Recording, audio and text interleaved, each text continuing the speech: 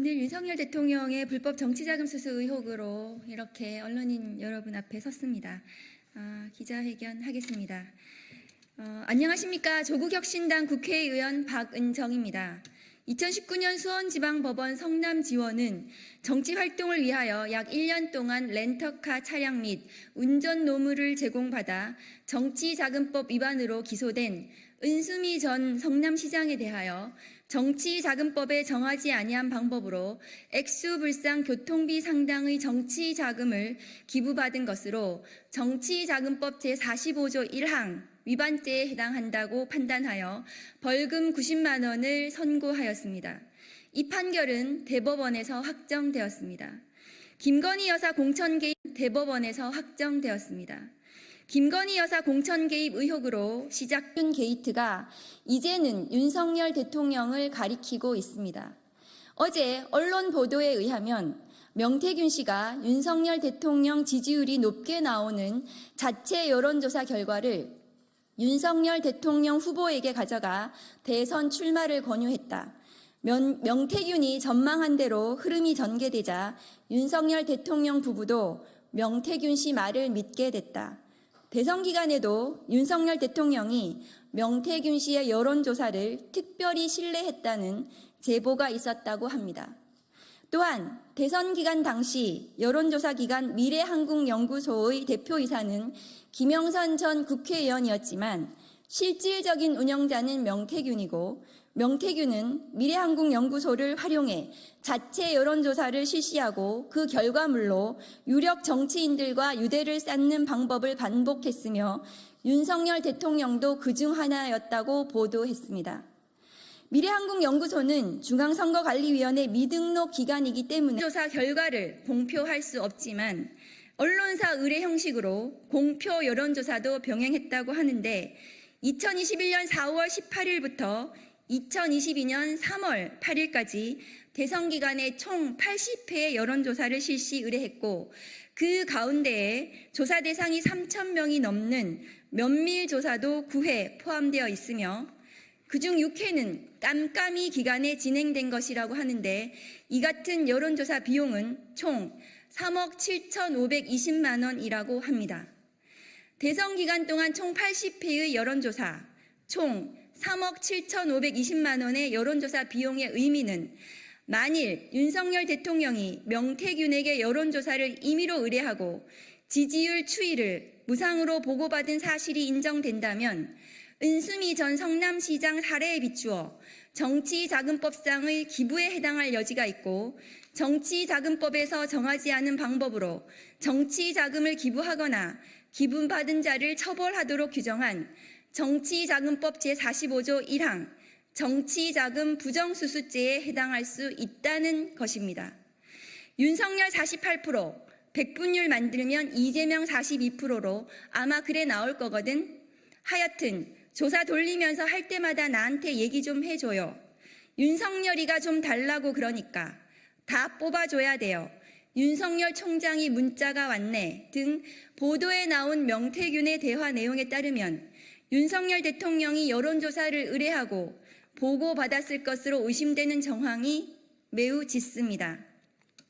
한편 2018년 서울중앙지법은 국정농단 사건으로 기소된 박근혜 전 대통령에 대하여 2016년 20대 총선에서 비박계 후보를 배제하고 친박 후보를 국회의원에 당선시키려고 다량의 여론조사를 실시하고 공무원 신분을 이용해 선거를 기획하고 새누리당 경선에 개입한 일련의 행위는 대통령의 공천 개입 혐의, 즉 공직선거법 위반에 해당한다는 이유로 징역 2년을 선고했습니다. 이 판결도 대법원에서 확정된 바 있습니다. 박근혜 전 대통령의 판결에서 알 수 있듯이 공천 개입은 민주주의의 근간을 흔드는 매우 중대한 범죄입니다. 명태균의 통화 녹취에는 대통령 뜻이라고 해갖고 내가 대통령 전화한 거 아나? 대통령은 나는 김영선이라고 했는데 이라대 등 윤석열 대통령과 김건희 여사가 국민의힘 국회의원 공천, 후보자 공천에 개입한 것으로 의심되는 충격적인 내용이 들어 있습니다. 무대응과 침묵으로 일관하는 윤석열 대통령은 이러한 의혹들에 대하여 답을 할 때입니다. 윤석열 대통령과 김건희 여사의 정치자금 수수, 부정수수 의혹이나 공천 개입 의혹이 사실로 인정된다면 20대 대통령 당선이 무효가 될 만큼 심각하고 중대한 헌법유린 사안이고 또 대통령 탄핵 사유에도 해당합니다. 헌법 수호의 관점에서 용납될 수 없는 중대한 이 같은 탄핵 사유에 대하여 국회도 헌법재판소도 의무를 다해야 할 것입니다. 살아있는 권력에 대한 성역 없는 수사는 반드시 실현되어야 합니다. 검찰과 고위공직자범죄수사처는 국민의 분노를 직시하고 윤석열 대통령과 배우자 김건희의 정치자금 부정수수 의혹, 공천개입 선거법 위반 의혹에 대하여 철저히 수사하고 엄중히 처벌해 주시기를 촉구합니다. 2024년 9월 27일 조국혁신당 국회의원 박은정. 이상입니다.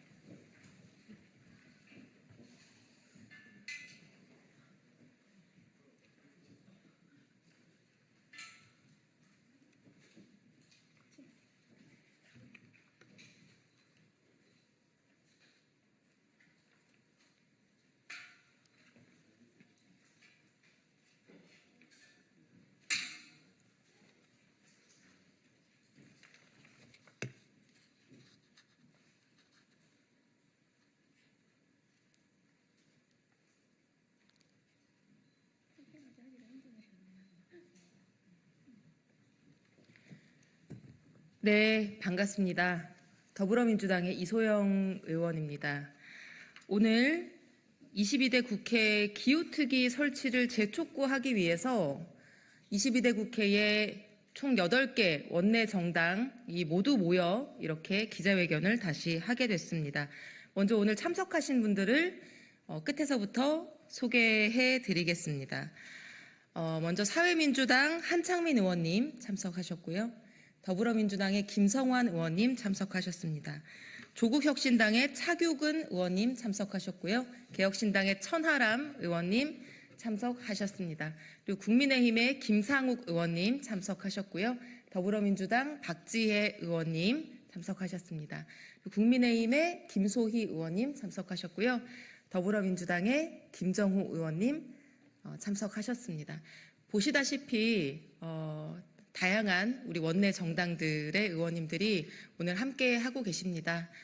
지금 22대 국회에 많은 정쟁 이슈가 있지만 이 기후위기 대응만큼은 우리가 마음 모으고 힘 모아서 협치하고 성과를 내고자 하는 뜨거운 마음을 가지고 있습니다.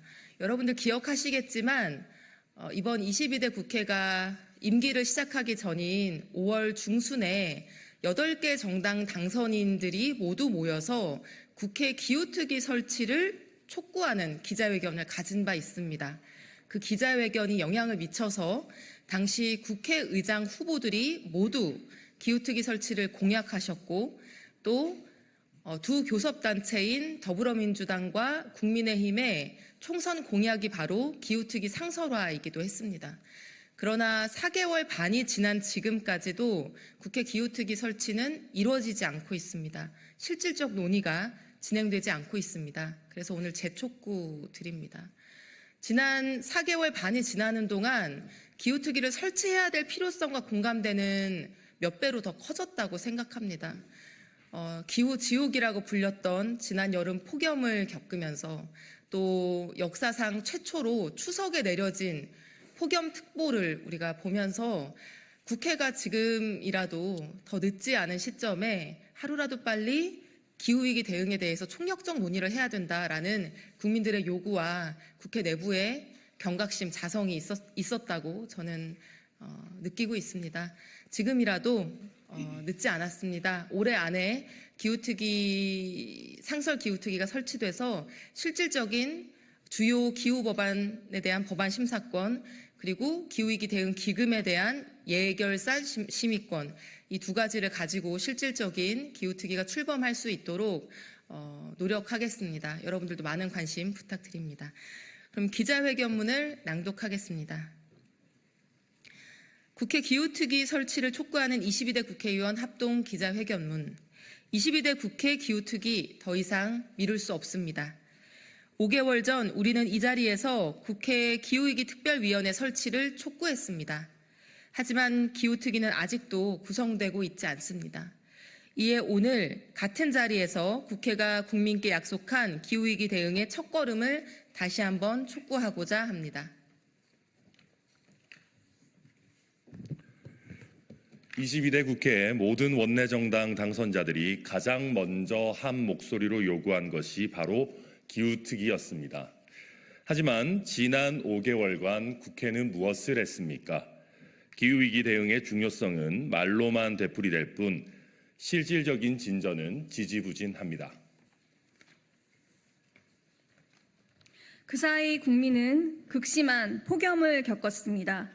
역사상 처음으로 추석 당일에 폭염특보가 발령되더니 불과 며칠 만에 물폭탄 수준의 폭우가 내려 수천 명의 이재민이 발생했습니다. 그럼에도 우리는 아직 출발선 앞에 서서 달려야 한다는 말만 반복하고 있습니다.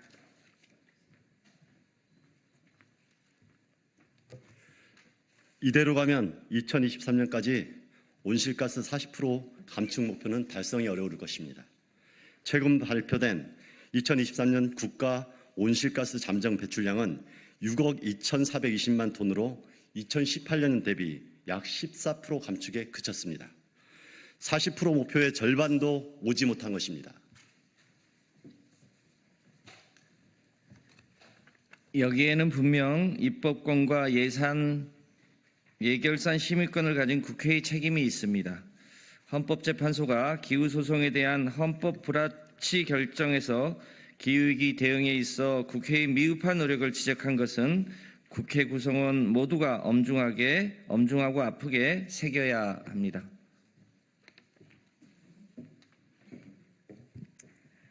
기후특위 설치 필요성에 대해서는 여야의 의견이 전혀 없습니다.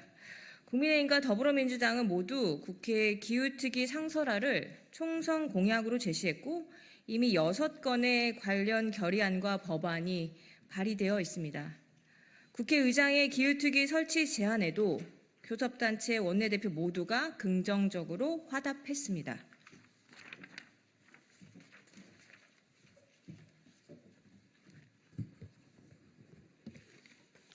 그러나 말만 무성하고 성과는 없는 기후특위가 아니라 기후대응 정책에 대해 제대로 수기하고 그 수기의 결과를 법률이나 예산으로 만들어낼 수 있는 제대로 된 기후특위를 만들어야 그 역할을 다할 수 있을 것입니다.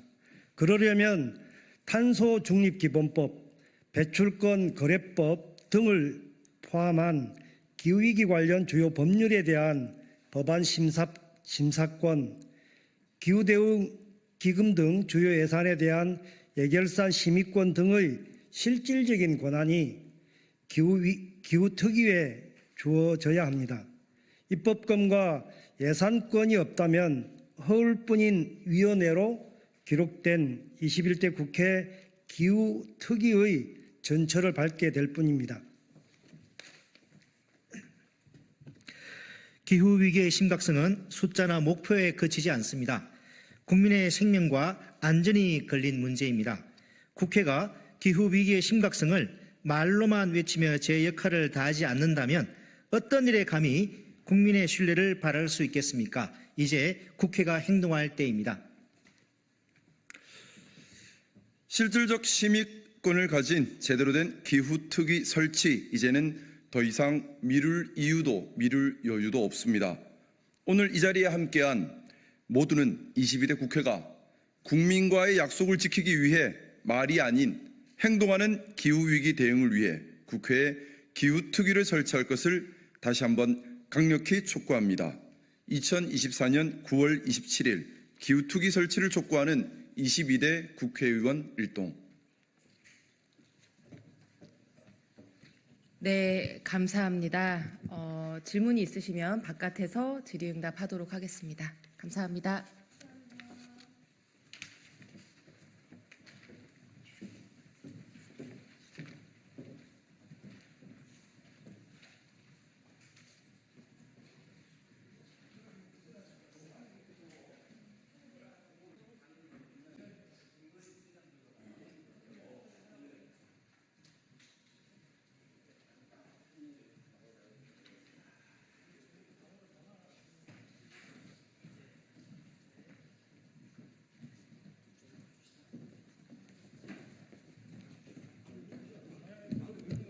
자, 우리 정의로 의원님 이쪽으로 오세요. 정의로 의원님 오시겠어요?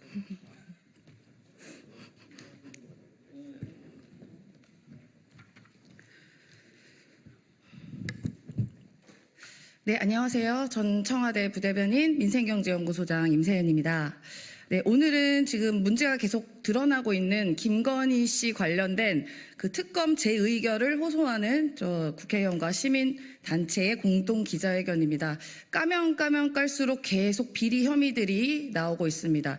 이채 양명주 포함해서 이제 공천 개입까지 그 안에 들여다보면 김건희 씨가 어김없이 있는 기이한 현상을 저희는 보고 있습니다. 그래서 관련해서 이번 특검 관련한 그 재의결을 호소드리는 저희 기자회견을 마련했습니다.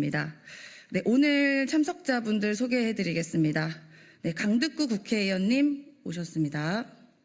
네, 김준혁 국회의원님 오셨습니다. 네, 정의로 국회의원님 모셨습니다. 네, 김현정 국회의원님 모셨습니다. 네, 검사 모임의 오동현 변호사님 안 오셨죠? 예. 오동현 변호사님 모셨습니다. 네. 그다음에 을들의 연대의 박찬진 대표님 오셨습니다. 네, 이희성 변호사님, 검사 모임의 이희성 변호사님 오셨습니다. 네, 네, 이승훈 네, 옆에는 또 이승훈 변호사님 오셨습니다. 그리고 민생경제연구소 안진걸 공동소장님 오셨습니다. 네, 그럼 강득구 의원님의 여는 말씀으로 시작하겠습니다. 예, 인사드리겠습니다. 안양시 마랑구 출신 강득구 의원입니다. 여러분, 어제는 최이병이 만기 전역할 날이었습니다. 동기들과 함께 신성한 국방의 의무를 마치고 기쁜 마음으로 전역해야 했지만 동기 중에 유일하게 함께하지 못한 것이 너무나도 안타깝고 가슴이 아픕니다. 최병의 동기들의 전역을 지켜봐야 했던 어머니가 아들에게 보낸 편지를 통해 진실을 밝히겠다고 말씀해 주셨습니다. 고인의 명복을 빌며 이 자리를 빌려 최병의 억울한 죽음을 밝히는 일에 민주당은 그리고 여기 계신 모든 분들은 함께 끝까지 하겠다라는 말씀을 분명히 드립니다. 김건희 여사 비리는 파도 끝이 없고 감추려고 하지만 결국 다 하나하나씩 드러나고 있습니다.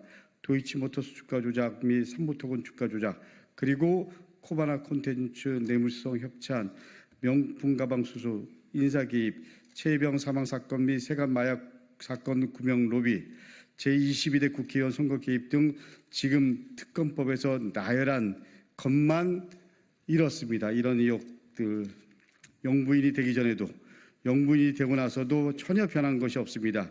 오히려 의혹은 더 많아지고 그 기면은 더욱 커지고 있습니다.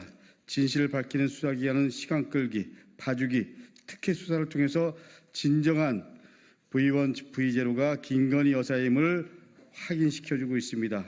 지난해 불거진 서울 양평고속도로 종점 변경 의혹은 여전히 감춰지고 있습니다. 이례적으로 종점이 갑자기 바뀌고 그 바뀐 결과 누가 이득을 보게 됐는지 명확했는데도 말입니다. 지난 대선 기간 윤석열 대통령은 김건희 여사의 주가 조작 의혹을 정면 부인하고 오히려 손실을 봤다고 주장했습니다만 전혀 사실과 다르다는 것이 드러났습니다. 김건희 여사와 주가 조작범들이 단순히 김건희 여사가 전주 역할만 한 것이 아니고 실질적인 공범 성격을 가지고 있다는 것이 이제 거의 사실로 확인되고 있습니다. 감추려 할 때마다 진실은 밝혀지고 있고 새로운 의혹들은 그야말로 우후죽순으로 나오면서 이제 특검을 거부할 명분은 사라지고 있습니다. 108명 국민의힘 의원들께 진심 어린 마음으로 무거운 마음으로 묻습니다. 수많은 김건희 여사의 의혹들을 보고도 여전히 특검 대상이 아니라고 생각하십니까? 역사 앞에 국민 앞에 떳떳하십시오. 한동훈 대표에게도 묻습니다. 특검에 동의하십니까? 반대하십니까? 분명하게 입장을 밝히십시오. 만약 특검을 반대한다면 제2의 윤석열이라는 것을 스스로 인정하는 것입니다. 김건희 여사의 명품 백수와 관련해 검찰은 불기소로 입장을 정리하는 것 같습니다. 지금의 검찰이 누구를 위한 검찰인지 이제 명확하게 드러났고 그야말로 지금의 검찰은 검찰과 그리고 윤석열 정권과 한 몸통이라는 것이 다시 한번 확인됐습니다. 검찰의 중립성, 독립성을 취임 일성으로 내세운 심우정 검찰총장에게 묻습니다. 진실을 덮으시겠습니까? 검찰의 중립과 독립을 포기하시겠습니까? 국민을 위한 검찰로서 진실을 밝히는 수사기관으로서 바른 선택을 하시기를 바랍니다. 국민과 함께 지켜보겠습니다. 국민 여러분께 다시 한번 호소드립니다.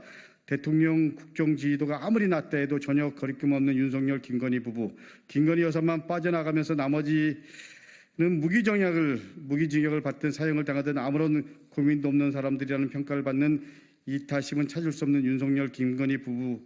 이제 그 자리에서 내려오게 해야 됩니다. 이번 특검법 역시 윤석열 대통령은 거부할 것이 확실시됩니다. 그리고 10월이 되면 국민 여러분들과 함께 국회에서는 김건희 특검법을 제2열하겠습니다. 특검을 거부하면 이제 국민 모두가 거리로 나설 수밖에 없는 상황이 될 수도 있습니다. 민주당과 야당도 함께 하겠습니다. 함께 갑시다. 감사합니다. 네, 강득구 의원님 여는 말씀이셨습니다. 네, 다음은 김준혁 국회의원님의 말씀 듣도록 하겠습니다. 더불어민주당 수원전 국회의원 김준혁입니다. 아마 그 2차 세계대전 이후에 민주공화정을 천명한 국가 중에서 지금까지 약 한 70년 이상의 역사를 오면서 김건희 여사만큼 비리 의혹이 많은 대통령 영부인은 유일하지 않을까 싶습니다. 필리핀의 마르코스 이멜다 대통령 영부인보다 더 많은 의혹을 갖고 있다라고 하는 것이 세계적으로 다 알려져 있지 않나 싶습니다. 이로 인해서 국격이 추락하고 있습니다. 아시다시피 체코 언론에서도 어떤 사기와 연관되어 있는 인물이라는 평가가 나오기도 하지 않았습니까? 잘못된 거 바로잡지 않으면 대한민국 국격 계속해서 추락할 것입니다. 김건희 여사의 의혹을 정확하게 조사하는 특검 반드시 필요합니다. 조금 전에 강득구 의원님도 말씀하셨지만 국민의힘 의원들 함께해 주시길 바라겠습니다. 그렇지 않으면 여러분들 역사의 죄인으로 역사에 기록될 것입니다. 감사합니다. 네, 보통 V라고 하잖아요. 제가 청와대에 근무했을 때 대통령을 VIP의 줄임말인 V라고 애칭을 합니다.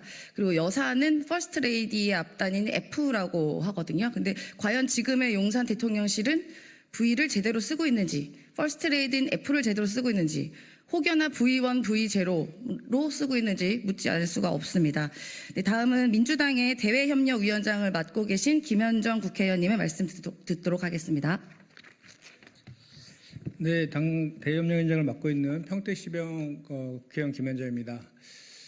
김건희 여사에 대한 의혹이 까도 계속 나오고 있습니다. 오늘 우리 최고위에서는 이와 관련해서 당 차원에서 김건희 의혹 진실규명 TF 또는 조사단을 만들어서 대응하기로 했다는 말씀드리고, 그리고 김건희 여사에 대한 특검을 계속해서 거부권을 행사한다라고 하면 우리가 상설 특검 이런 것들도 좀 손을 봐서 손을 봐서 대응하겠다는 그런 검토들도 지금 들어갔고, 관련해서 제대로 된 수사가 이루어지지 않기 때문에 검찰 수사와 관련된 그런 법안들도 지금 준비 중에 있다는 말씀을 먼저 드립니다.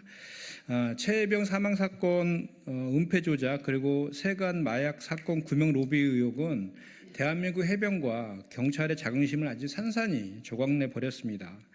주가 조작을 통해서 수십억의 부당이익을 챙겨도 수백만 원짜리 명품백을 받아도 처벌되지 않는다면 마표되고도 해외 순방도 다니는 모습을 통해서 경제정의와 청렴의 잣대를 깨부수고 있습니다. 드디어는 여당 국회의원 후보 공천에도 개입하며 상권 분립과 정당 민주주의의 근간마저 무너뜨리고 있습니다. 이 모두가 의혹이지만 이 모든 의혹의 중심에 바로 윤석열 대통령의 배우자 김건희 여사가 있습니다. 그야말로 윤석열 정권이 들어서고 김건희 여사의 그림자가 드리운 이후에 대한민국의 국방, 치안, 경제, 사회, 정치 등 모든 곳에서 대한민국이 건국일에 쌓아왔던 모든 시스템이 파괴되고 있습니다. 만화책에서나 나오는 모든 것을 파괴하는 파괴왕이 아닐까 하는 생각마저 들 정도입니다. 더구나 검찰, 경찰, 감사원, 국세청 등 대한민국의 모든 사정기관들은 물론이거냐 반부패 총괄 기관인 국민권익위마저도 권익위원회의 전락을 자처하며 김건희 여사 지키기에 나선 지 오래되었습니다. 이제는 더 이상 두고 볼 수가 없습니다. 지난 2년 6개월 동안 우리 국민들이 윤석열 정권을 보내며 참아가며 깨달은 것이 있습니다. 해명도 사과도 기대할 수 없다는 것입니다. 개사가에서부터 바이든 날리면을 비롯한 얼토당토 않는 해명까지 그동안 참 많이 들었습니다. 지금도 뇌물 준 사람은 유죄고 뇌물을 받은 사람은 무죄라는 누구도 납득할 수 없는 논리를 가지고 우기고 있습니다. 때문에 지금 필요한 거는 김건희 종합특검입니다. 이제 더 이상 부수지만 말라는 국민들의 아우성이자 지은 죄에 대한 죄값을 받으라는 당연한 요구입니다. 무도하고 무능한 대통령과 선출되지 않은 권력으로서 부의원으로 등극해 수많은 불법과 탈법을 이어가고 있는 이에게 법과 국민의 심판을 받게 하자는 것입니다. 김건희 여사에 대한 대대적이고 신속한 수사, 모든 것이 비정상이 된 대한민국을 위해 꼭 필요합니다. 김건희 여사 종합특검 국민의 열망을 받아안고 우리 더불어민주당에서 반드시 이뤄내겠습니다. 고맙습니다. 네, 김현정 의원님 말씀 고맙습니다. 네, 다음은 정의로 국회의원님의 말씀 이어가도록 하겠습니다. 네, 안녕하세요. 정의로 국회의원입니다. 대한민국이 김건희 여사 공화국입니까? 김건희 여사를 위한 왕정입니까? 지금 대한민국에 해결해야 할 문제가 한두 가지가 아닙니다. 한 포기에 2만 원 하는 배춧값 등 폭등하는 밥상 물가, 의료 대란과 같은 민생 현안, 최혜병 특검 등 윤석열 대통령이 시급히 챙겨야 할 사안이 산더미처럼 쌓여 있습니다. 그런데도 대통령은 이런 문제들은 뒷전이고 선출되지 않은 권력, 오롯이 김건희 여사 비호에만 급급합니다. 더더욱 검찰은 김건희 여사의 주가 조작 혐의에 분명한 증거가 나와도 명품백 수수에도 검찰은 김건희 여사의 의혹을 기어이 무죄로 덮어주려고 하고 있습니다. 검찰은 야당 대표는 있지도 않은 죄를 만들어가며 탄압하면서 차고 넘치는 증거에도 김건희 여사 앞에서 한없이 작아져 있는 죄도 덮어주려 혈안이 되어 있습니다. 윤석열 대통령은 이제 결자 해지해야 합니다. 주가 조작, 명품백 수수, 공천개입 의혹, 김건희 여사의 모든 의혹은 특검의 판단에 맡겨두고 대통령은 이제 국민과 민생을 챙겨야 합니다. 역대 대통령도 자신과 관련된 모든 사안은 특검은 모두 수용했습니다. 윤석열 대통령은 국민의 명령인 김건희 특검을 거부하지 말고 수용하십시오. 그게 국민에 대한 최소한의 도리입니다. 감사합니다. 네, 말씀 고맙습니다. 독립되어야 되는 국가기구, 이른바 감사원, 국민권익위원회, 그리고 더 나아가 이제 검찰까지 이 김건희 씨 비리 혐의들을 감추기 위해 급급하고 있습니다. 김건희 씨는 무엇을 저질러도 다 피해가는 이른바 촉법 여사입니까? 그리고 총선 이후에 김건희 씨가 이제 여러 광폭의 행보 있다고 하는데요. 광폭의 행보가 아니라 광기의 행보를 하고 있다라고 보여집니다. 촉법 여사의 광기의 행보를 막을 수 있는 것은 특검밖에 없습니다. 그래서 민주당을 비롯해 국민의 의원님들께서도 이번 제2의 특검법 제2에 찬성해 주시기를 호소드립니다. 네, 다음은 시민단체를 대표해서 검사 모임의 오동현 변호사님 말씀 이어가도록 하겠습니다. 예, 이희성 변호사님으로 말씀 이어가겠습니다. 예, 검사를 검사하는 변호사 모임의 이희성 변호사입니다. 저희 검사를 검사하는 변호사 모임은 윤석열 대통령 그리고 김건희 여사 그리고 한동훈 국민의힘 대표의 불법 행위에 관해서 수사기관에 고발을 했습니다. 하지만 이들 세 분의 고발 내용에 대해서는 전혀 수사가 이루어지지 않고 있습니다. 반면 더불어민주당 이재명 대표를 비롯해서 야권 정치 인사들에 대해서는 먼지털이식 수사를 위해 국가수사권이 총동원되고 있는 그런 상황입니다. 지금 국민들은 검찰청을 법무법인 검찰청이라고 조롱하고 있습니다.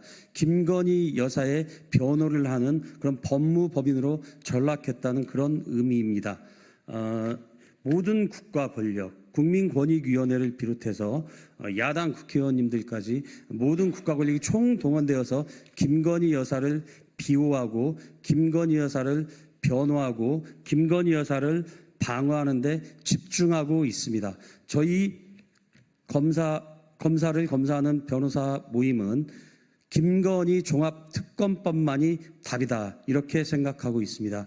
국민과 함께 사력을 다해서 김건희 종합특별법이 관철될 때까지 싸우겠습니다. 감사합니다.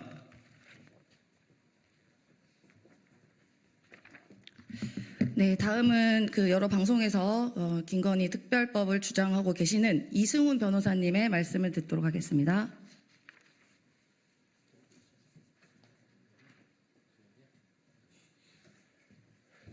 네, 건검사모 모임의 이승훈 변호사입니다. 지금 주변에서는 굉장히 김건희 여사에 대한 특검을 해야 된다. 대통령이 언제까지 이 정권을 유지하고 국민들을 도탄에 빠지게 할 것인가. 여기에 대한 비난이 많습니다. 국민 여러분께 호소드리고 윤석열 정권이 바뀌어야 된다는 점에서 우리 건검사모 모임과 함께 김건희 여사 종합특검법 꼭 통과시켜야 되고 국회의원들께도 요청드립니다. 더 이상 국민은 참을 수 없습니다. 이 도탄의 시기에서 경제적으로 어려운 시기에서 언제까지 봐주기식으로 수사할 겁니까? 아니 수사는 하고 있습니까? 국민들 굉장히 오늘 여론조사도 나왔는데요. 국민들 대다수가 특히 대구 경북 지역에서도 김건희 여사에 대한 특검이 필요하다라고 하고 있습니다. 국정에 동력이 없는데 윤석열 정부가 왜 필요한 겁니까? 국민의 지지도 없고 다수 의석을 가지지도 않고 일을 하지도 않고 그저 야당이 하는 것에 대해서 반대만 하는 윤석열 정부가 왜 필요한지 묻고 싶습니다. 국민들은 원합니다.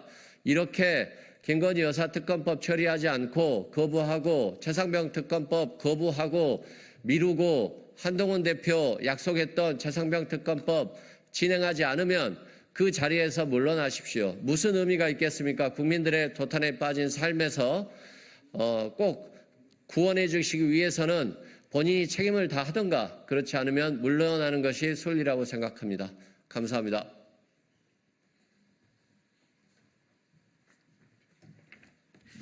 네, 고맙습니다. 국회의원분들께서는 어쨌든 선출되신 분들이니까 국민의 이런 민심을 잘 살펴봐야 되는 의무가 있습니다. 지금 다수의 국민은 이 김건희 씨 관련된 의혹과 비리들을 빨리 수사하고 진실이 밝혀지기를 요구하고 있습니다. 네, 국회의원분들 헌법기관이시지 않습니까? 한 분 한 분이요.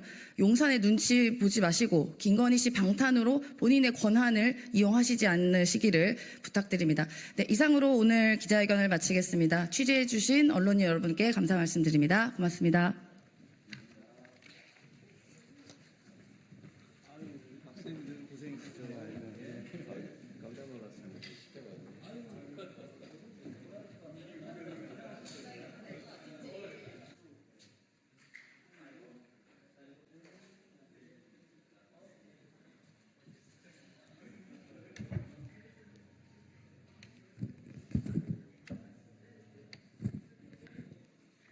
네, 안녕하십니까. 더불어민주당 대변인 황정아입니다. 브리핑 시작하겠습니다. 공천 개입에 이어 유난 단일화 관여 의혹까지 명태균 씨는 대통령 부부와 무슨 관계입니까? 김건희 여사 공천 개입의 핵심 인물로 거론되는 명태균 씨가 지난 대선 당시 윤석열 후보 캠프의 핵심으로 움직였던 정황이 드러났습니다. 단일화 과정에서 명 씨가 윤석열 후보가 전화할 것이라고 하자 윤석열 후보로부터 전화가 왔고, 명 씨가 안철수 후보 측에 윤석열 캠프의 구체적인 요구를 전달했다고 합니다. 자고 일어나면 김건희 여사의 불법과 위법 의혹이 눈덩이처럼 불어나고 있습니다.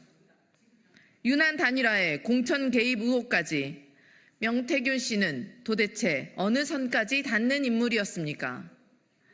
윤석열 대통령 부부가 캠프 시절부터 도움받았던 명태균 씨를 앞세워 여당의 당무와 공천까지 손을 댄 것입니까? 쉴 틈 없이 쏟아지는 의혹들에도 대통령실은 침묵으로 일관하고 있습니다. 위험을 피하겠다고 머리를 땅에 박는 타조를 보는 것 같습니다. 이제 변명할 말조차 다 떨어졌습니까? 터져 나오는 의혹 하나하나가 다 국정농단 게이트입니다. 곧이어 국정감사가 시작되면 의혹과 정황 증거들은 더욱 터져 나올 것입니다. 눈 가리고 아웅하는 식의 뭉개기로 회피할 생각은 애저녁에 버리십시오. 어제 여론조사에서 65%의 국민께서 김건희 여사에 대한 특검을 요구하셨습니다. 끝도 보이지 않는 불법을 밝혀낼 유일한 길은 특검뿐입니다.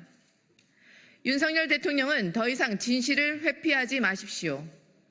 더불어민주당은 특검을 통해 김건희 여사의 국정농단을 저지하라는 국민의 명령을 반드시 수행하겠습니다. 두 번째 브리핑 시작하겠습니다. 검찰이 끝내 김건희 여사를 법의 성역으로 만든다면 두고두고 검찰의 오점으로 역사에 기록될 것입니다. 언론 보도에 따르면 이창수 서울중앙지검장이 심우정 검찰총장에게 김건희 여사에 대해 청탁금지법 위반 혐의를 적용하기 어렵다고 보고했다고 합니다. 검찰의 판단에 따라 뇌물을 전한 최 목사도 무혐의 처분될 것으로 예상됩니다. 수사심의위원회의 권고를 필요에 따라 채택할 것이었다면 수사심의위원회는 대체 왜 열었습니까? 황제 아련조사 논란에 수사의 공정성을 확보하겠다며 검찰은 수사심의위원회를 소집했습니다. 그런데 거꾸로 수심위가 김건희 여사 면죄부 선물에 걸림돌이 되니 치워버리려는 것입니까? 검찰의 횡포와 무도함이 막장으로 치닫고 있습니다. 결국 검찰의 수사와 수심위 절차 모두 오직 김 여사에게 불기소라는 면죄부를 주기 위한 요식행위에 불과했음이 백일하에 드러났습니다. 윤석열 대통령이 입맛대로 검찰 지도부를 갈아치운 이유가 명확해졌습니다. 사법 정의를 목 놓아 외치던 검찰이 대통령 부인에게 면죄부 뇌물을 바치려고 가진 애를 쓰고 있으니 실소를 금할 수가 없습니다. 수심위가 명품백 수수에 청탁금지법을 적용해야 한다는 의견을 낸 만큼 검찰은 김건희 여사를 기소해야 합니다. 법치와 정의를 실현해야 할 검찰이 살아있는 권력을 성역으로 만들고 사법 정의를 훼손시킨다면 국민께서 더 이상 검찰의 존재의 의미를 찾지 못할 것임을 강력히 경고합니다. 네, 이상입니다.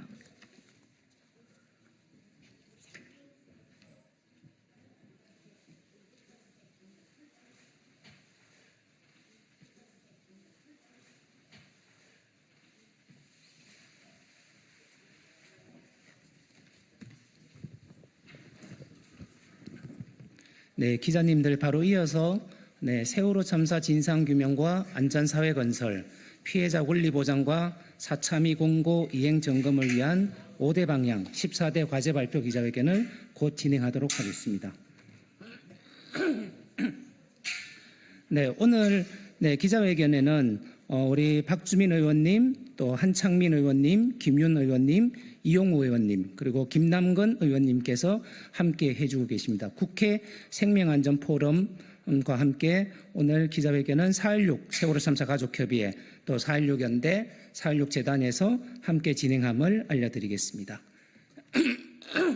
네, 그러면 바로 지금부터 세월호 참사 진상규명과 생명존중 안전사회 건설, 피해자 권리 보장과 사참위 권고 이행에 대한 5대 방향 14대 과제 발표 기자회견을 진행하겠습니다. 첫 번째 인사 말씀 듣도록 하겠습니다. 국회 생명안전포럼 공동대표이십니다. 박주민 의원님 모시고 듣도록 하겠습니다. 예, 안녕하십니까. 생명안전포럼의 대표인 박주민입니다. 사실 우리 사회가 사람의 생명 그리고 안전을 존중하는 사회로 가야 됩니다. 여기에 대해서 반대하시거나 또는 그렇지 않다라고 동의하지 않으시는 분은 없을 겁니다. 그럼에도 불구하고 참 그렇게 가는 게 더디고 힘든 것 같습니다. 저희들의 지속적인 관심과 성찰이 필요할 것 같고요. 그런 것 중에 하나가 이번 국정감사가 좀 되도록 만들 필요가 있을 것 같습니다. 이미 사참위가 내놓은 공고사항들이 있는데 그것들이 잘 이행되는지 저희들이 이번 국정감사 때 살필 것이고요. 잘 되지 않는 부분은 이후에도 계속 문제 제기해서 되도록 해서 우리 사회가 조금이라도 안전하고 또 생명을 존중하는 그런 사회가 될 수 있도록 다 함께 힘을 합쳐서 노력하겠습니다. 감사합니다. 네, 오늘 저희들이 발표하는 5대 방향 14대 과제가 있습니다. 이것은 윤석열 정부뿐만 아니라 국회가 반드시 진상규명과 안전사회를 위해서 꼭 이행해야 되는 과제를 조금 축약해서 정리를 했습니다. 그러면 이에 대한 취지 발언을 듣도록 하겠습니다. 첫 번째 취지 발언은 4.16 연대 이태호 상임집행위원장님 모시고 듣도록 하겠습니다.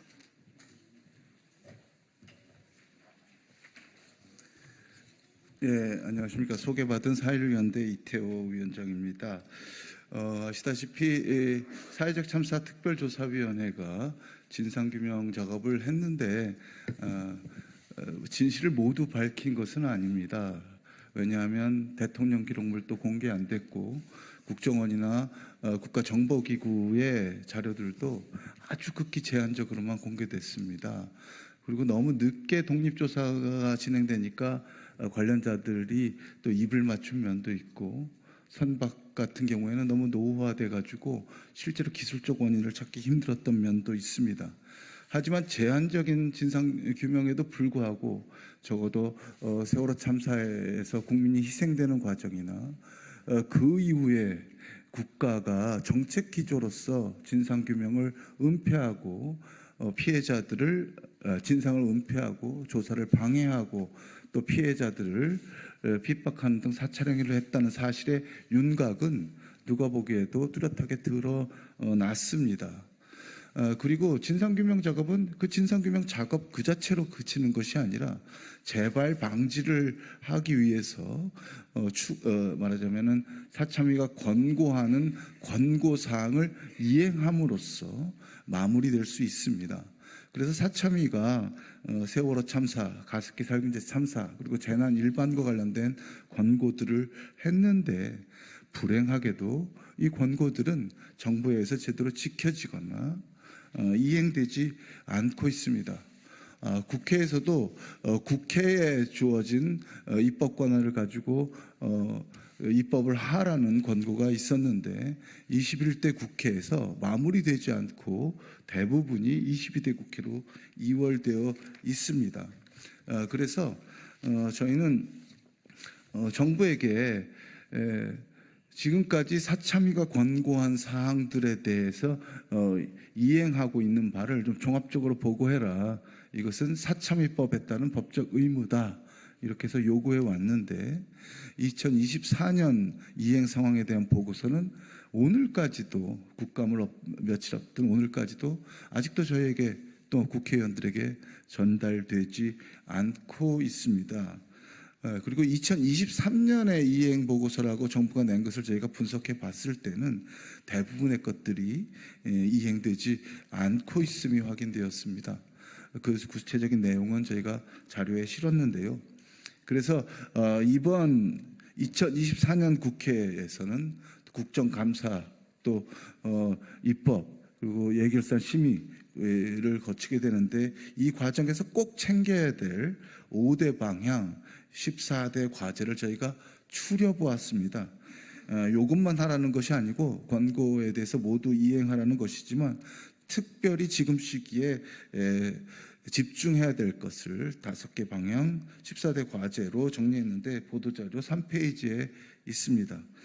크게 국가 책임 인정과 사과, 그다음에 조사 방해 불법 사찰 관련 추가 조치, 그리고 세월호 참사 피해 지원, 그리고 재난 참사 일반에 대한 피해 지원 문제, 그다음에 안전사회를 위한 소위의 권고 등 5개 방향에서 우리 국회가 좀 더 집중적으로 점검하고 개선 사항을 이행해 줄 것을, 또 국회 자신의 책무도 이행해 줄 것을 촉구드립니다. 그중에 앞에 2가지를 제가 설명 먼저 드리자면요. 세월호 참사에 대해서 대통령이 사과하지 않았냐. 문재인 정부가 집권하자마자 가족들을 초대해서 미안하다고 그랬습니다. 그렇지만 국정 기조로 국가가 피해자들을 사찰하고 진실을 은폐했다는 것에 대해서 국가가 한 번도 공식적으로 인정한 바가 아직은 없고, 사참의 결과에 따라서 그 책임을 인정하고 사과한 바도 없기 때문에, 그리고 이걸 사과 안 할 경우에는 지금 이태원 참사나 다른 참사에서 마찬가지로 국가 책임을 공식적으로 부인하는 일들이 계속되고 있어서 이 부분은 꼭 챙겨야 되겠다 하는 것입니다. 그리고 국정원 자료들을 많이 공개했다고 그러는데 68만 건 중에 실제로 열람할 수 있었던 것은 2만 건이고요. 사참위가 실제로 자료를 요청받은 건 비식별 처리해서 2,000건에 불과했습니다. 그래서 지금 가족들이 그러면 비식별 처리돼서 공개했던 그 자료라도 피해 당사자인 우리에게 공개하라고 정보공개 청구를 하고 있는데, 첨부한 자료와 같이 국정원은 자료가 부존재한다는 저희로서는 납득할 수 없는 주장을 하면서 정보를 비공개하고 있고, 당연히 그 밖의 것에 대한 추가 공개나 추가 조사도 하지 않으려고 하고 있어서 조사방해 불법 사찰 관련 추가 조치가 반드시 필요하다는 말씀드리겠습니다. 감사합니다. 네, 말씀해 주신 대로 사참위가 활동을 종료하면서 80건의 공고를 냈습니다. 이것은 2014년 세월호 참사 이후에 세월호 참사 이전과 다른 세상을 만들겠다는 정치권들이 약속한 것에 대한 결과입니다. 그래서 반드시 정부와 국회는 사참위 공고를 제대로 이행해야 될 것입니다. 2번째 취지 발언 듣겠습니다. 2번째는 인권운동 공간 활에서 활동하고 계시는 랑이 활동가님 모시고 듣도록 하겠습니다. 네, 여러분 다 잘 알고 계시다시피 2014년 4월 16일 세월호 참사가 발생하면서 그제서야 우리는 재난 참사의 문제를 인권의 관점에서 재조명하기 시작했습니다. 특히 피해자의 권리에 대해서도 이야기하기 시작했습니다. 과거 재난안전정책은 시혜에 기반한 접근으로 재난 피해자들을 도움과 조력이 필요한 대상으로 규정하고, 국가는 선의의 기초에서 재량 범위 내에서 위기에 처한 피해자들을 지원하고 보호하는 역할을 수행했고, 바로 이런 관점에서의 지원 및 피해 회복이 공급자 중심으로 설계되고 운영되었습니다. 시혜적 관점의 국가 일방적 방식의 피해자 지원은 피해자의 권리를 중심에 두지 않고 있기 때문에 비판받고 있고, 피해자가 권리의 주체로 목소리를 내기 어렵게 만드는 문제가 발생하고 있습니다. 바로 이런 반성 속에서 사참위는 재난참사 피해자에 대한 체계적이고 종합적인 지원을 위한 조직을 신설하고 지원 체계를 만들라는 권고를 했습니다. 또 재난안전법도 역시 이런 관점에서 새롭게 만들어져야 된다고 권고했습니다.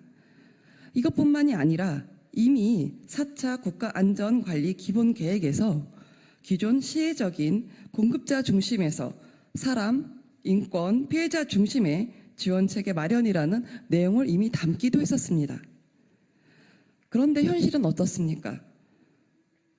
세월호 참사 이후에 발생했던 재난 참사들을 떠올려 보면 바로 이런 대응들이 과연 인권, 특히 피해자의 인권을 적절히 규정하고 보장하는 방식으로 이루어지고 있다고 우리는 평가할 수는 없을 것입니다. 지난 10년간 재난 대응의 경험은 피해자의 권리가 재난 안전의 시작과 끝이라는 인식과 관점이 결여된 채 개발된 법과 제도, 정책, 기술, 서비스 등은 실패할 수밖에 없다라는 것들을 확인시켜 줬습니다. 그리고 피해자의 권리를 국가가 적극적으로 보장하려는 실천이 없을 때 피해자에 대한 혐오 표현은 줄지 않습니다. 피해자에 대한 혐오 표현 확산 방지책이 논의되고 권고되어도 이를 각 정부 부처와 지방 정부, 공무원, 정치인들이 먼저 실천하지 않으면 무용지물이 됩니다.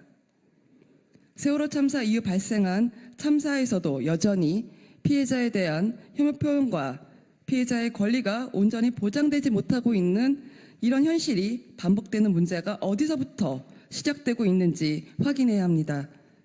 이 과정 없이 우리는 안전사회로 나아갈 수 없습니다. 재난 참사의 발생부터 사후 수습에 이르는 전 과정에서 그리고 재난 참사 발생 원인 규명부터 후속에 이르는 전 과정에 피해자의 권리가 보장되는 법 체계를 만들고 체계적이고 종합적인 피해자 지원을 마련하라는 사참위의 권고가 어디에서 멈춰 있는지 확인해야 할 것입니다. 마치겠습니다. 네, 세월호 참사 이후에 10년이 지났습니다. 지난 10년 동안 오로지 진상규명과 책임자 처벌, 또 안전한 사회를 만들기 위해서 지금껏 달려오셨습니다. 오늘 이 자리에서도 또다시 국회를 향해서, 정부를 향해서 또 발언을 해주기 위해서 참석해 주셨습니다. 다음 취지 발언은 4.16 세월호 참사 가족협의회 추모 부서장이십니다. 정 부장님 모시고 발언 듣도록 하겠습니다.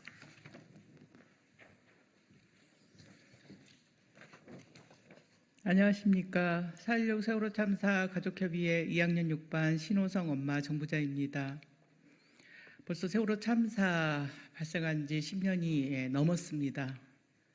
근데 여전히 250명의 우리 아이들은 8곳에 흩어져 있어서 안산인 고향에 돌아오지 못하고 있는 현실입니다.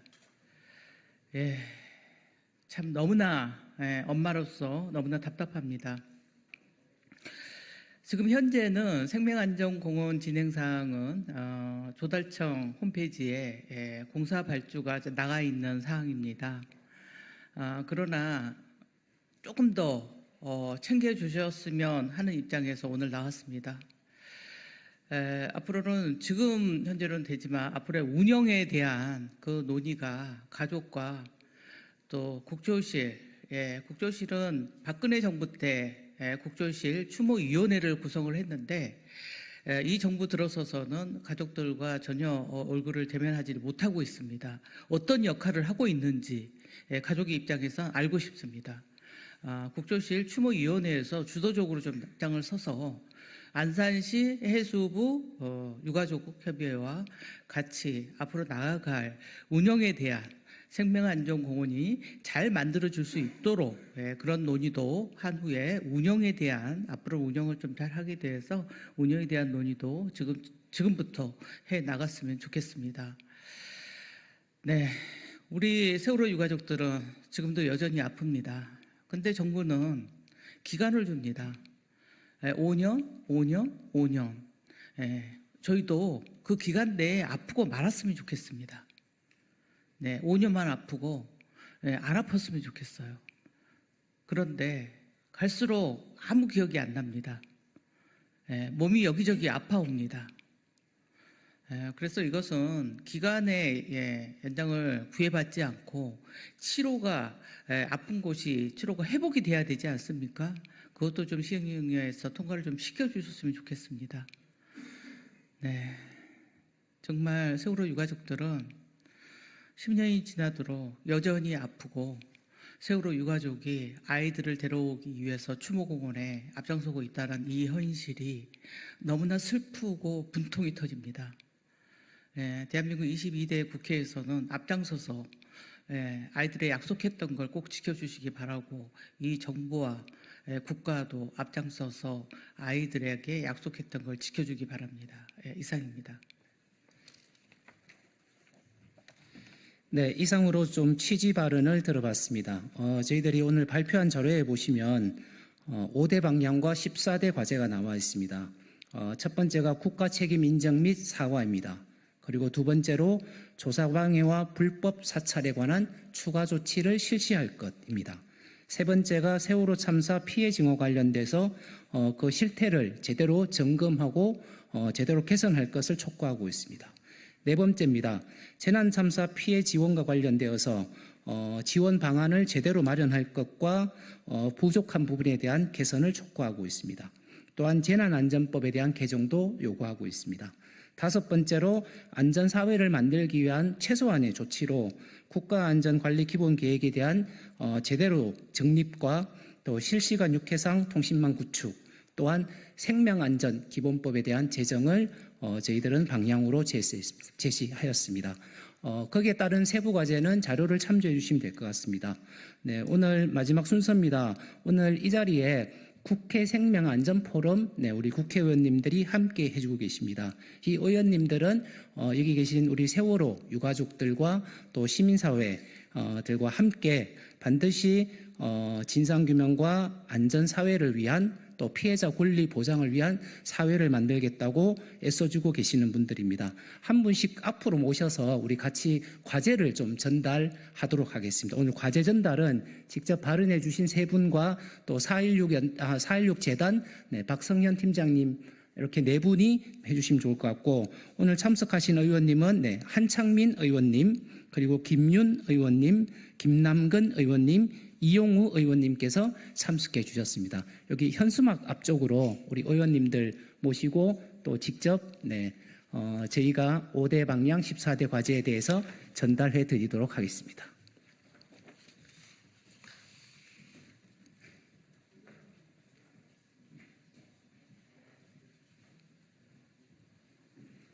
네, 한 분씩 쭉 서셔갖고 일렬로 쭉 같이 전달해 주시면 좋을 것 같습니다. 네. 의원님 하고 직접 과제를 세월호 3사 진상규명과 안전사회 건설, 피해자 권리 보장, 4.3.2 공고 이행을 위한 5대 방향 14제 과제를 직접 우리 의원님들께 전달하도록 하겠습니다. 네, 전달해 주시기 바랍니다. 하고 같이 앞쪽을 보시고 한번 사진을 한번 찍도록 하겠습니다. 의원님들은 과제 봉투를 들으시고 오늘 이렇게 약속하신 것처럼 반드시 생명 존중 안전사회와 피해자 권리가 보장되는 또 4.3.2 공고가 제대로 이행될 수 있도록 정부와 국회의 역할을 다해 주시기를 부탁드리겠습니다. 이상으로 기자회견 마치겠습니다. 다들 고생하셨습니다.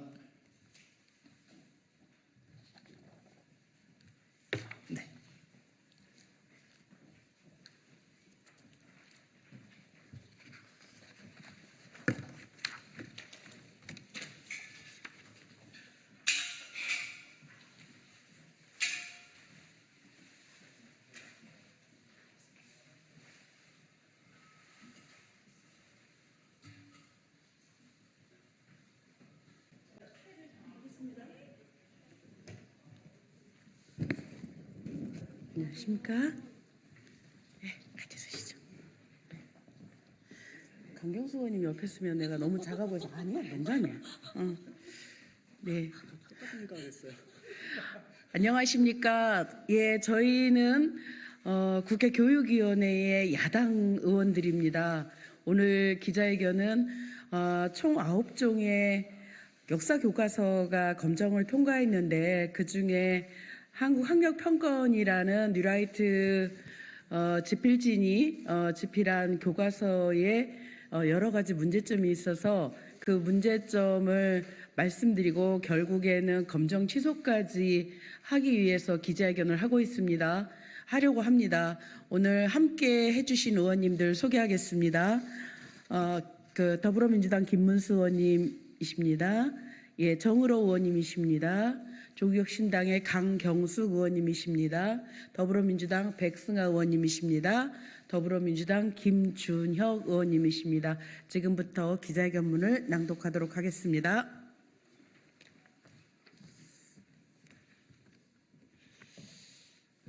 국회 교육위원회 더불어민주당 조국혁신당 공동 기자회견입니다. 교육부는 한국학력평가원 검정 역사 교과서를 철회하라. 안녕하십니까. 존경하는 국민 여러분, 지난 24일 국회 교육위원회는 검정 역사 교과서가 정상적인 절차를 통해 검정 심사되었는지 규명하기 위한 전체 회의를 개최하였습니다. 문제가 된 한국학력평가원 검정 역사 교과서의 검정 과정에 대한 의혹들을 살펴보니 모두 참담한 심정을 금할 수 없었습니다. 교육부는 시작부터 끝까지 불성실한 자료 제출과 무책임한 답변으로 일관했습니다. 한국학력평가원의 지필진으로 밝혀진 현직 교육부 직원에 대한 모든 자료 제출을 거부하였으며 사실로 드러난 의혹들에 대해서도 절차상의 문제로 볼 수 없다라고 하는 답변만 반복했습니다. 먼저 현직 교육부 청년보좌역이 임용후 9개월간 한국학력평가원의 저작자 자격을 유지했던 부분과 관련하여 교육부는 공고에도 없는 기준을 넣은 한국교육과정평가원의 2024년 교과형 도서 검정 신청 안내는 행정 오류로 추정된다며 책임을 회피했습니다. 한술 더 떠 이주호 교육부 장관은 교과형 도서 검정 실시 공고문에 교육부 직원은 저작자로 참여해서는 안 된다는 조항이 없다며 해당 교육부 직원이 지필진에 포함되는 것이 문제가 없다고 했으며 특히 법적으로 보면 교육부 직원도 교과서 집필을 할 수 있다라는 무지한 답변까지 하며 국민과 국회를 연전해서 기만했습니다.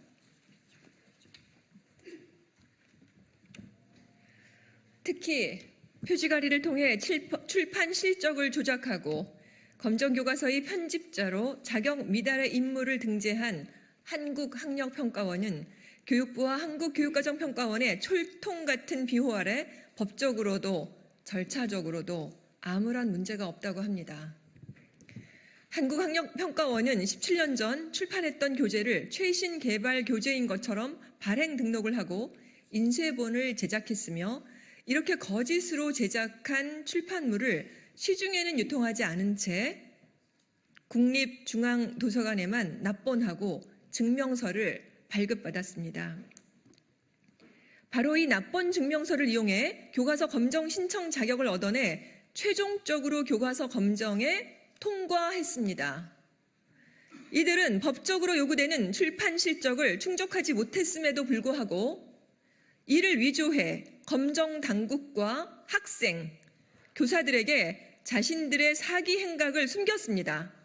하지만 교육부와 한국교육과정평가원은 이러한 심각한 부정행위를 제대로 확인하려 하지도 않았고 한국학력평가원의 불법적인 행태를 묵인한 채 검정을 승인했습니다.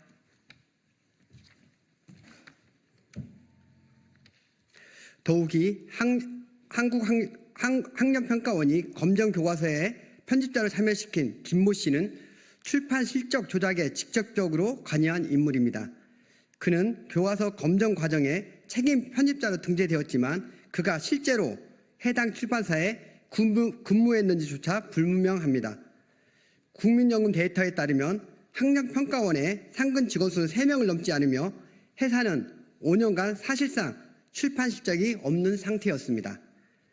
천문학적 비용이 드는 검정교과서 발행을 무자격 유령 출판사가 검정 신청 자격을 조작하여 제출한 정황이 더욱 커졌음에도 불구하고 교육부는 이 문제를 단순한 행정적 실수로 치부하고 있습니다.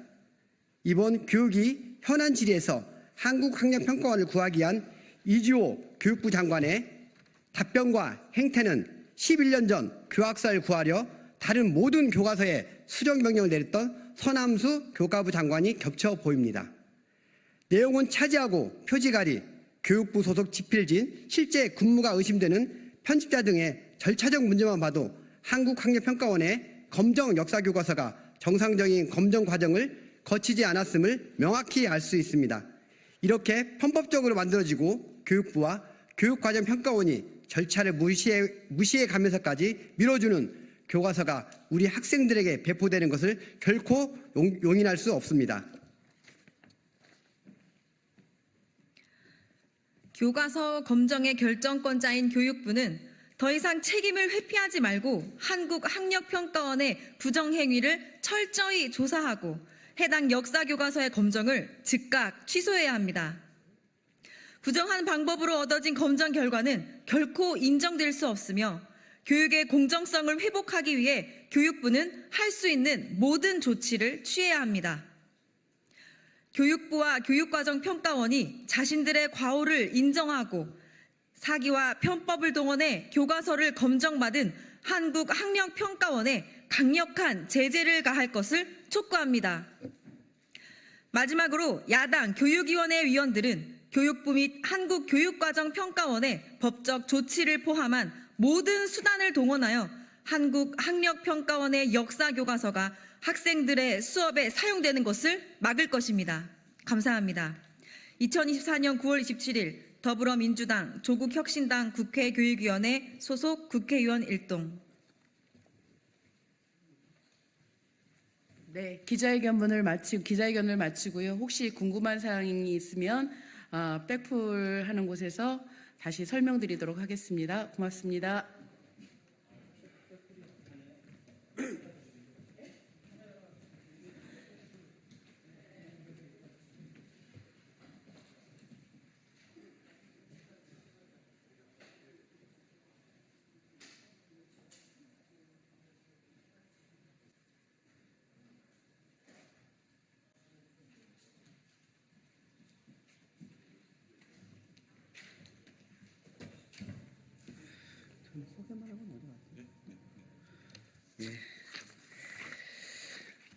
예, 안녕하세요. 우리 10월 23일, 24일 때 더불어민주당 전국위원회 선거가 있는데요. 오늘 소개시켜 드릴 분은 전국장애인위원회 위원장 후보자입니다. 저하고는 인연이 꽤 됐는데요. 과거에 장애인 아카데미 사무처장을 하실 때 인연이 돼서 그 이후에 많은 일들을 해오셨는데 직전에는 서울시당 장애인위원장도 하셨고요. 현재는 사단법인 한국장애인 인권포럼 공동대표이고 그리고 더민주 장애포럼 공동대표인 윤석권 후보자를 소개하겠습니다.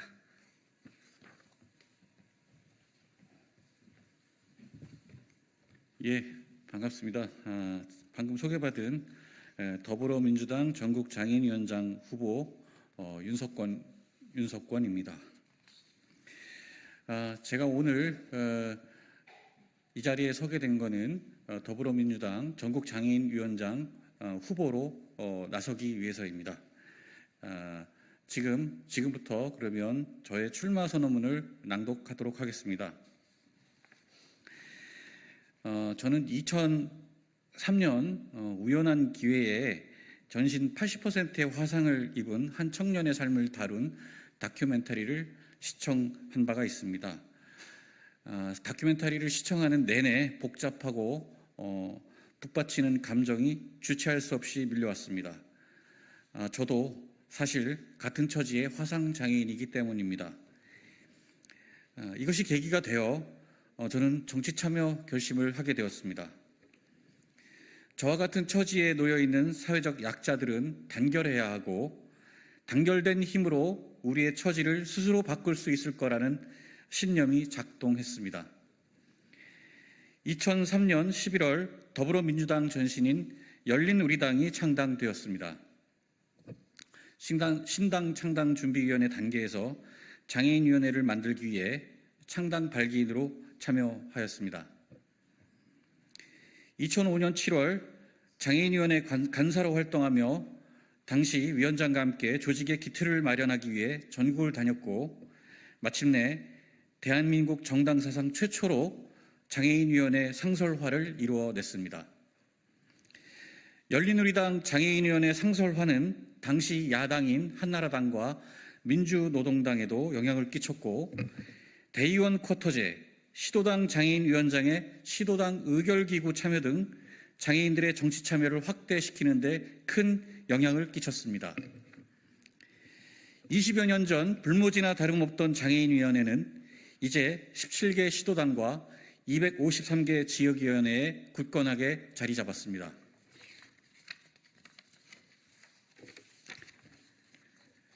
저는 평당원에서 시작하여 지역위원회 장애인위원장, 서울시당 장애인위원장, 전국장애인위원회 부위원장 등을 두루 거쳤습니다. 이 과정에서 대선, 총선, 지선을 경험하며 정치적 감각과 역량을 키웠습니다. 더불어민주당 장애인위원회는 장애인 당원을 발굴하고 조직하고 훈련하는 정치 사관학교 같은 곳입니다. 저는 철저하게 아래에서부터 차곡차곡 훈련을 받으며 성장해 왔습니다. 이제 더불어민주당 전국장애인위원회는 20여 년 역사의 전통을 자랑스럽게 기억할 것입니다. 왜냐하면 우리 장애인 당원들과 장애인위원회 구성원들은 자기들 손으로 직접 장애인위원장을 선출할 수 있는 권한을 갖고 있기 때문입니다. 또한 더불어민주당 전국장애인위원회의 정통성을 잇는 장애인위원장을 선출할 것이기 때문입니다. 더불어민주당의 다양성을 대표하는 위원회로서 사회 통합에도 앞장서는 위원회로 만들어 가겠습니다. 장애인위원회에서 성장한 장애인 당원들이 시의원, 구의원, 도의원, 국회의원이 될 수 있도록 장애인 정치 리더를 키우는 사관학교가 될 수 있도록 하겠습니다. 장애인의 감수성과 장애인 시민사회단체에서 쌓은 네트워크, 그리고 더불어민주당 장애인위원회 평당원에서 시작하여 차곡차곡 이력과 경험을 쌓은 저 윤석권이 전국장애인위원장이 되어 20년 경험과 역량을 펼칠 기회를 주실 것을 호소드립니다. 장애인위원회와 함께한 장애인 당원들의 자존심을 지키는 선택, 저 윤석권입니다. 감사합니다.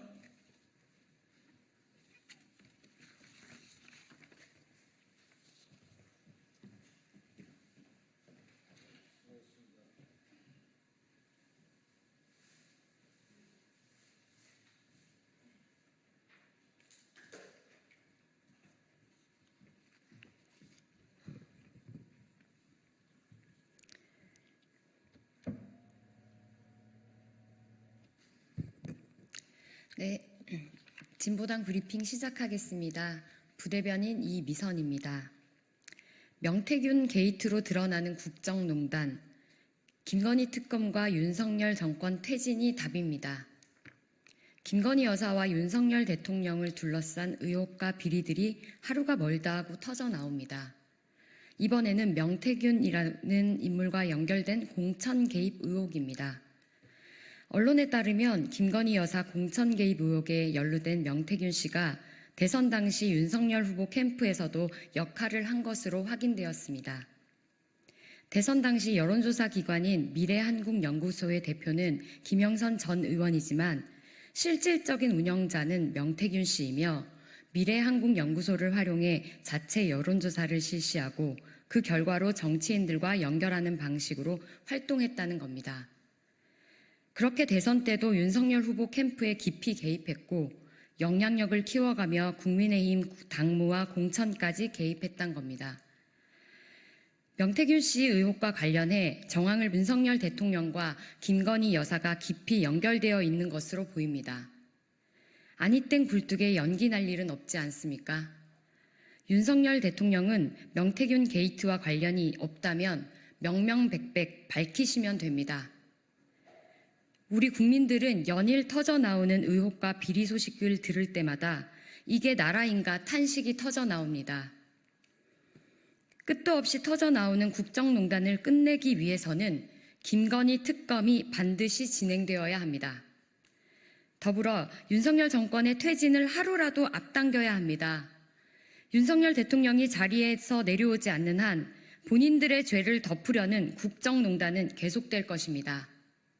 진보당은 이제 끝내자는 국민적 요구를 모아 김건희 특검과 윤석열 정권 퇴진에 앞장설 것입니다. 두 번째 브리핑 드리겠습니다. 동성부부 피부양 자격 인정을 미루며 차별하고 있는 건강보험공단을 규탄합니다. 대법원이 판결한 지 2달이 지났지만 건강보험공단은 사실혼 관계에 있는 동성부부의 피부양자 등록 신고를 반려하고 있는 것으로 확인했습니다. 지난 7월 대법원은 국민건강보험공단의 동성부부 피부양 자격 박탈에 대해 합리적인 이유 없는 차별이라고 판결한 바 있습니다.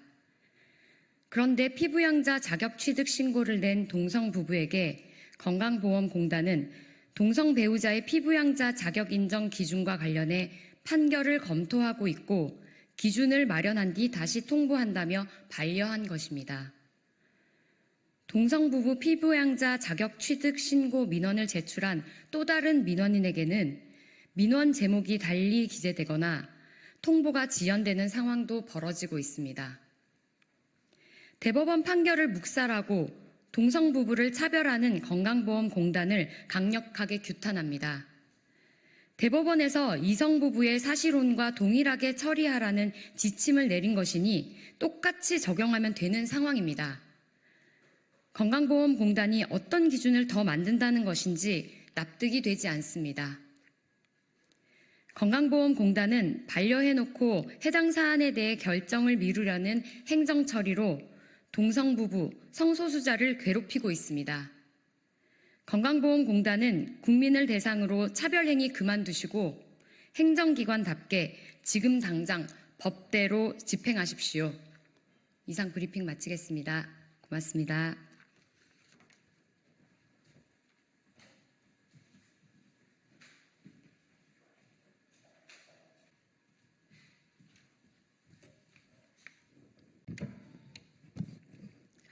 안녕하십니까. 더불어민주당 대변인 황정화입니다.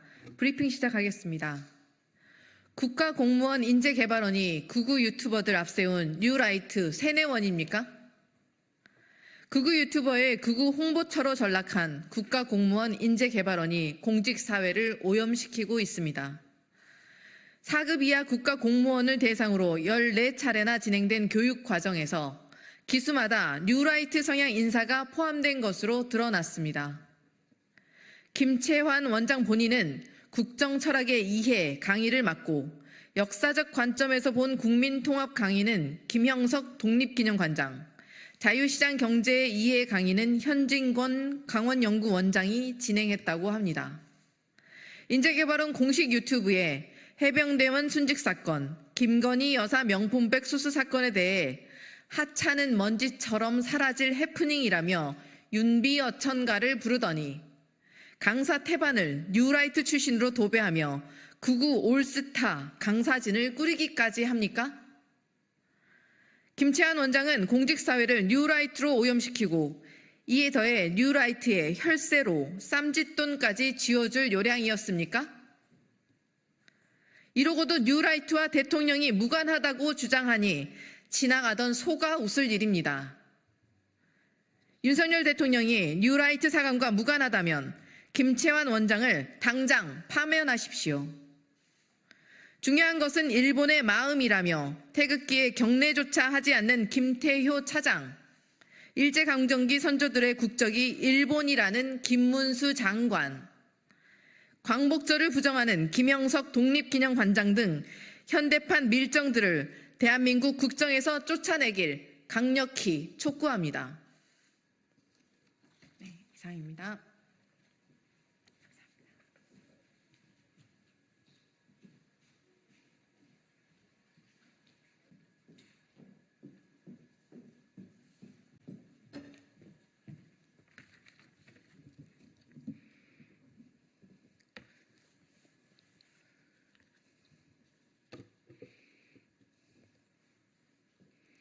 정치를 새롭게, 복지를 강하게 사회민주당 대변인 임명희입니다.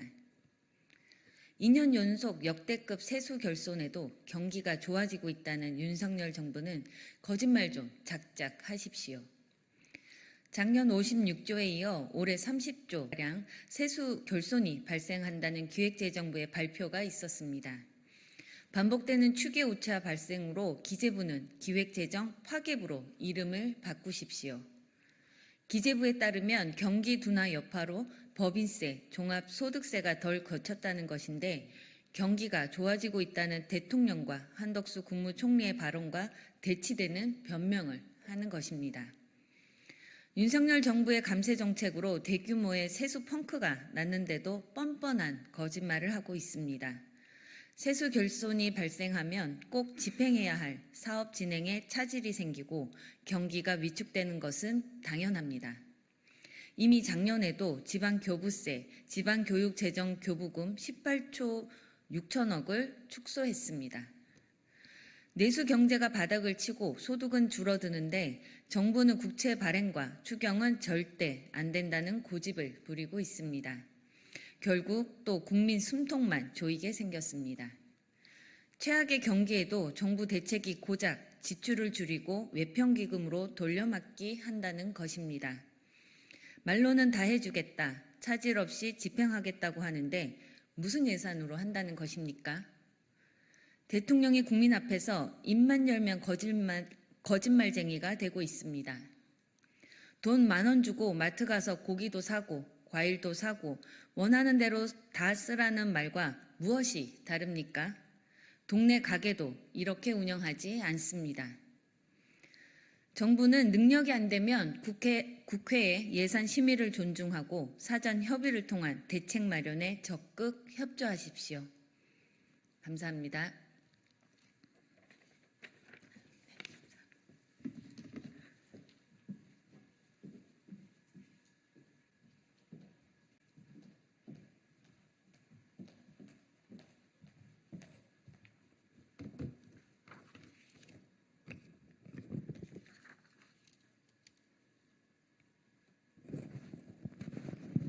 안녕하십니까. 개혁신당 부대변인 이혜숙입니다. 오늘의 브리핑을 시작하겠습니다. 오늘의 제목은 김건희 명품백 처분, 검찰이 받아든 뜨거운 감자, 자고우면 하지 말고 공정을 지켜주십시오라는 제목으로 하겠습니다. 김건희 여사 명품백 수수 사건을 두고 검찰 수심위는 공여자, 수여자에 대한 상반된 권고를 하였습니다. 청탁받은 김 여사는 무죄인데 청탁한 최 목사는 유죄라는 것입니다. 이제 공은 검찰에게 넘어갔습니다. 뜨거운 감자를 넘겨받은 셈입니다. 문제는 검찰이 권력의 하수인과 국민의 지팡이 중 어느 것을 선택하느냐입니다. 즉, 국민과 권력 앞에 좌고우면하지 않고 공정성과 독립성을 사수할 수 있느냐 하는 것입니다. 국민은 대통령 영부인 김 여사의 명품백 뇌물수수 장면을 목도하였습니다. 게다가 국민권익위원회 수사 담당 국장이 자택에서 숨지는 석연치 않은 뉴스를 접하면서 국민의 분노는 높아만 가고 있습니다. 그러나 사정기관은 짜놓은 시나리오에 따라 국민권익위원회는 김 여사에게 혐의 없음을 종결하였고 검찰 수사심의위원회는 만장일치로 불기소 처분을 권고하는 등 무죄로 향한 법적인 명분을 차질 없이 쌓아가고 있습니다. 검찰 홈페이지에 보면 이렇게 명시되어 있습니다.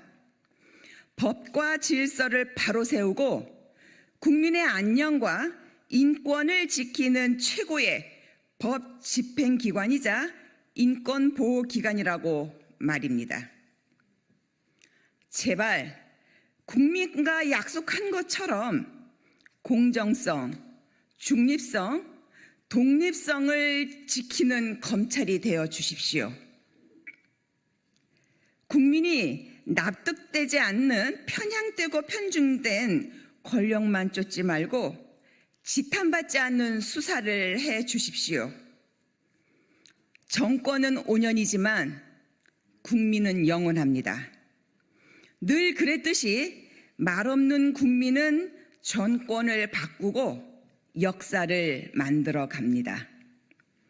민심을 역류하는 순간 광풍이 몰아쳐 올 것임을 명심하시길 바랍니다. 이상입니다.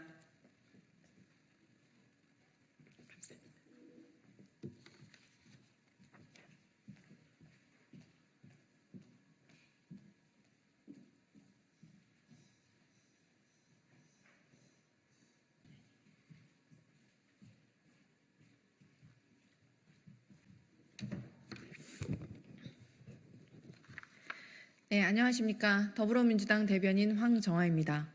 브리핑 시작하겠습니다. 법치 운운하던 윤석열 정권의 언론 탄압 연전 연패, 이런데도 폭주를 멈추지 않습니까? 법원이 다시 한번 윤석열 정권의 방송 장악 폭주에 제동을 걸었습니다. 박문진 인사 선임에 대한 집행정지 신청 인용에 이어 법원이 어제 바이든 날리면 보도를 이유로 MBC에 부과된 과징금 3천만 원에 대한 효력을 정지했습니다. 이로써 방심위 및 22대 총선 선거방송심의위가 MBC를 상대로 결정한 법정 제재 18건 모두 집행정지됐습니다. 집행정지 가처분의 연이은 인용은 윤석열 정권의 방송 장악, 언론 탄압 폭주에 대한 사법부의 엄중한 경고입니다.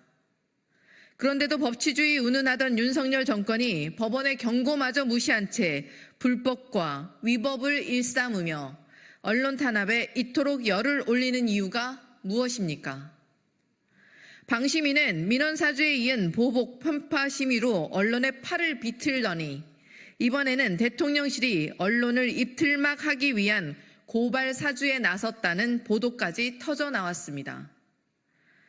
궤변과 같은 법리로 압수수색과 구속을 일삼으며 언론의 자유를 핍박하던 검찰의 뒤에 대통령실이 있던 것입니까? 언론을 입틀막해 국민의 눈과 귀를 가리고 처참할 지경의 국정 실패와 하루가 뭐다 하고 쏟아지는 대통령 부부의 의혹들을 감추겠다는 저열한 술수에 국민은 더 이상 속지 않을 것입니다. 반칙과 부정을 일삼으며 언론의 자유를 집어삼키려 한 윤석열 정권의 폭주는 결국 처참히 패배하고 그 후과는 처벌과 심판의 시간으로 다가올 것임을 강력하게 경고합니다. 결국 윤 정권에 남게 될 것은 언론 탄압이라는 오명뿐임을 명심하기 바랍니다. 더불어민주당은 윤석열 정권의 파렴치한 방송 장악, 언론 탄압에 맞서 민주주의를 지켜내겠습니다. 방송사법을 재추진하고 언론의 자유를 회복하겠습니다. 이상입니다.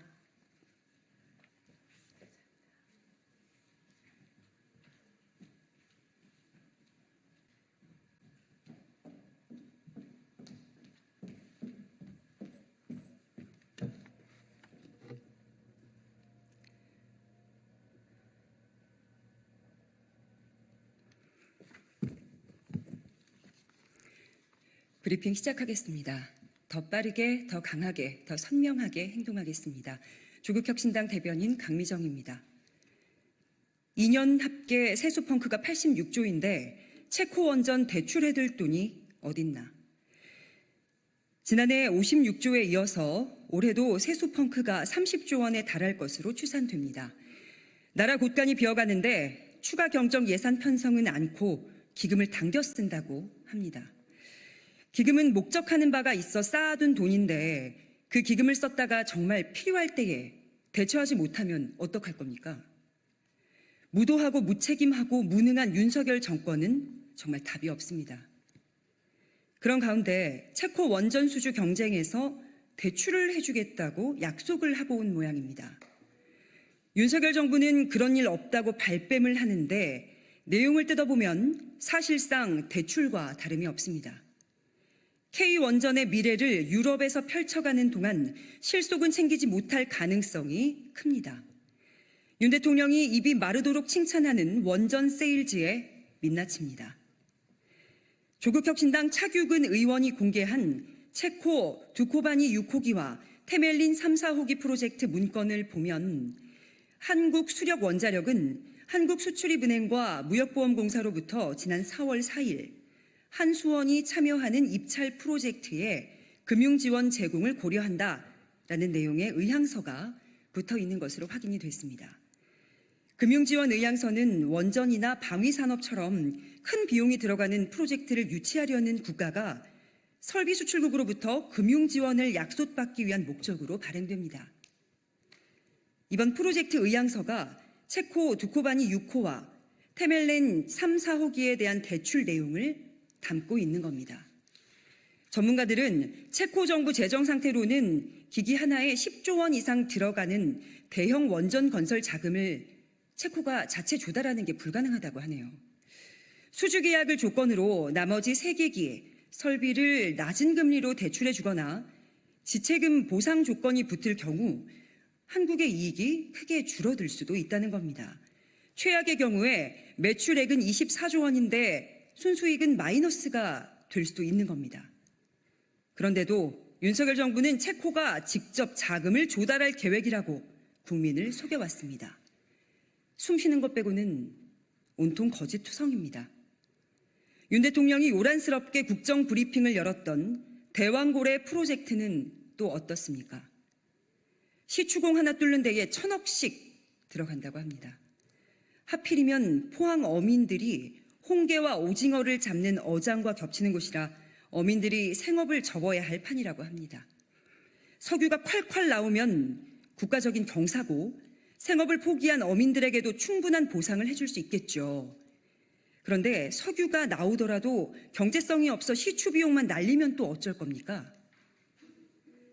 뭘 했다고 요란하게 자랑하면서 우선 의심부터 해야 하는 윤석열 정부, 도대체 언제까지 보고 있어야만 합니까?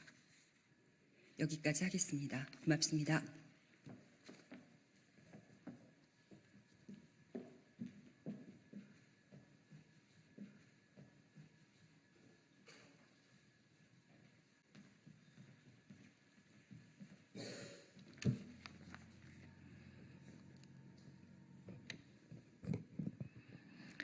안녕하십니까. 조국혁신당 대변인 김보협입니다. 민주당은 진심으로 국민의 힘을 이길 수 있는 후보 단일화를 원하는가라는 제목으로 논평하겠습니다. 민주당 김경지 후보의 등록 철회를 통한 단일화를 촉구합니다. 만약 조국혁신당이 더불어민주당에 이런 요구를 한다면 기분이 어떠시겠습니까? 황당하시겠죠? 이 사람들이 정말 후보 단일화를 원하기는 하는 건가? 그런 의심도 하게 될 겁니다. 현재 조국혁신당이 느끼는 심정이 꼭 그렇습니다. 오늘 황명선 민주당 재보선 지원단장이 이렇게 말했습니다. 후보 등록 마감을 앞둔 이제라도 조국혁신당 후보의 후보 등록 자제 및 사퇴에 의한 단일화를 촉구한다. 입장문을 낸 겁니다. 조국혁신당의 부산 금정구청장 후보가 등록을 자제하는 방식으로 단일화하자는 겁니다. 후보 등록 자제 및 사퇴에 의한 단일화라는 말은 처음 들어봅니다. 후보 등록 자제를 통한 단일화가 가능하다면 이미 후보 등록을 했더라도 후보 등록 철회를 통한 단일화도 가능한 것 아닙니까? 황명선 지원단장이 민주당 후보의 우위를 주장할 수 있습니다. 조국혁신당도 류재성 후보가 김경지 후보에 비해 경쟁력이 우위에 있으며 국민의힘 후보를 꺾고 당선될 가능성이 크다고 주장합니다. 그렇다고 해서 단일화를 위한 아무런 절차도 없이 민주당의 후보 등록을 철회하라는 무리한 주장을 하지는 않습니다. 혁신당이 민주당의 후보를 단일화하자고 하는 이유는 국민의힘을 꺾을 수 있는 경쟁력 있는 후보로 단일화하기 위함입니다. 후보 단일화는 이기기 위한 수단입니다. 단일화가 목적이 아닙니다. 국민의힘 후보를 이길 수 있는 단일화, 야권 지지자들의 마음을 하나로 모으는 감동적인 단일화를 해야 이길 수 있습니다. 그래야 명이 다해가는 윤석열 검찰 독재 정권의 치명적인 일격을 가할 수 있습니다. 조국 대표는 지난 25일 전남 영광에서 만약 김경지 후보로 단일화될 경우 부산 금정구에 가서 선거운동을 하겠다고 밝혔습니다. 이재명 대표도 같은 날 부산에서 김경지 후보가 아니더라도 이번에는 국민의힘이 아닌 야당을 찍어줘야 정부 여당이 정신을 차린다고 말했습니다. 혁신당과 민주당의 두 대표는 류재성 후보와 김경지 후보를 고집하지 않고 두 당의 후보 단일화의 중요성을 강조하신 겁니다. 따라서 오늘 황명선 단장의 거친 입장문은 이재명 대표의 말씀과도 어긋나 보입니다. 민주당의 거듭 촉구합니다. 부산 금정구청장 선거에서 야당의 승리를 통한 정권 심판을 바란다면 우선 후보 단일화 테이블에 앉길 바랍니다. 금정구 유권자들에게 두 당이 왜 후보 단일화를 하려고 하는지 널리 알리고 어떤 방식으로 감동적인 단일화를 할지 논의합시다. 단일화를 위한 단일화 말고 국민의힘 후보를 이길 수 있는 단일화를 합시다. 그러려면 우리가 앞장서 싸울 테니 당신들은 뒤로 빠져 있어. 이런 무리한 소리는 거두길 바랍니다. 조국혁신당은 황명선 단장의 사과나 사퇴까지는 요구하지 않겠습니다.